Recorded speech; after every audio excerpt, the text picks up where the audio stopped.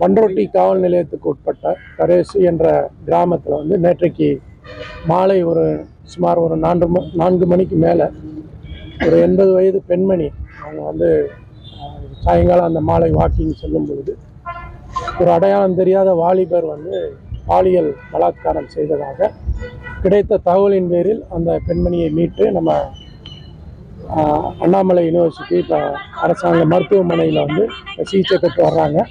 நல்ல நிலைமையில் இருக்காங்க. மேற்கொண்டு அந்த குற்றவாளியை கண்டுபிடிக்கும் பொருட்டு துணை கண்காணிப்பாளர் ராஜா தலைமையில் பண்ருட்டி மற்றும் ஆய்வாளர் வேலுமணி தலைமையில் 4 தனிப்படைகள் அமைக்கப்பட்டது.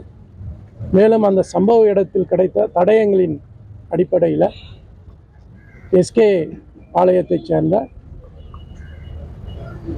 சுந்தரவேல் அப்படின்றவர் தான் இந்த சம்பவத்தை செய்ததாக, பாலியல் பலாத்காரம் செய்ததாக எங்களுக்கு தகவல் கிடைத்தது. அதன் பேரில் இன்றைக்கு காலையில் காடாம்புலியூர் அருகே அவர் பதுங்கி இருப்பதாக எங்களுக்கு தகவல் கிடைத்தது. ஆய்வாளர் வேலுமணி அவர்களுடன் குபேந்திரன், ஹரிகரன் ஆகிய 2 காவலர்கள் சென்ற தனிப்படையில் அவர் ஒரு முந்திரி தோப்பில் பதுங்கி இருக்கிறார். கண்டுபிடித்து அவரை வந்து சரணடைய சொல்கிறாங்க. அவரை சரணடையாமல் கையில் வந்து கத்தியை வைத்து காவலரை நோக்கி தாக்குதலுக்கு முற்படுகிறார். மீண்டும் எச்சரிக்கிறார். காவல் ஆய்வாளர் எச்சரிக்கிறார். அதையும் மீறி குபேந்திரன் என்ற காவலரோட கத்தியால் வந்து தாக்கி விடுகிறார். வேறு வழியின்றி ஆய்வாளர் தற்காப்பிற்காக ஒரு ரவுண்டு வந்து துப்பாக்கியால் வந்து காலில் வந்து சுடுறார், முட்டியில் சுடுறாரு.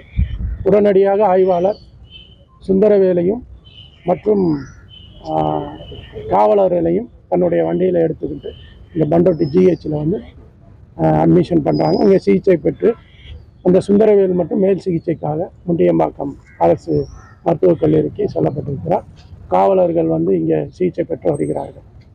இந்த சுந்தரவேல் மேலே வந்து தமிழகம் முழுவதும் 4 கொள்ளை வழக்குகள் உள்ளது.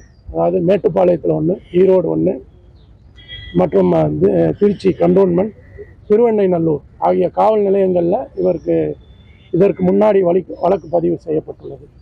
கடந்த மார்ச் மாதம் தான் வந்து திருச்சி கண்டோன்மெண்ட் வழக்கில் வந்து சிறை சென்றிருக்கிறார். கடந்த 2 நாட்களுக்கு முன்பு தான் வந்து இந்த வெளியில் வந்திருக்கிறார். வெளியில் வந்தவுடனே நேற்று வந்து ஒரு மோட்டார் சைக்கிளை திருடிவிட்டு அந்த மோட்டார் சைக்கிளில் சாயங்காலம் இந்த சம்பவத்தை செய்திருக்கிறதாக அவர் வந்து வாக்குமூலம் கொடுத்திருக்கிறார்.